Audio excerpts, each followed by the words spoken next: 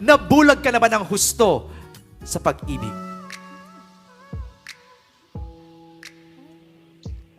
I think it's a unanimous answer. Kim at Paolo nagkalituhan sa pag-amin. Hindi maiwasang matanong sa linlang media conference ng teleserye edition kung ano ang tunay na estado ni Kim Chiu at Paolo Avellino kaya wala sila doon. Noong una ay tinangkang explain ni Paolo na absent sila kasi nga nagsushoot with ABS-CBN Studios ng What's Wrong with Secretary Kim kaso nagputol-putol ang signal ng video call. Kaya si Kim na ang pinag-explain.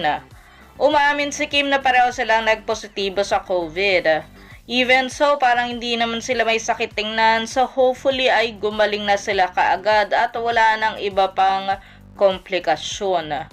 Medyo nagkalituhan man sa aminan ay sure ang dalawa na pareho silang nabulag sa pag-ibig ng nakaraan. Aalalahanin ko pa ba? Nakakaiyak, say ni Kim.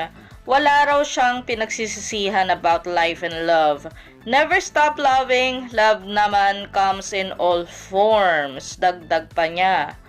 Diretsa naman dineklara ni Paolo na isa siyang lalaking nagmamahal ng buo at walang tinitira.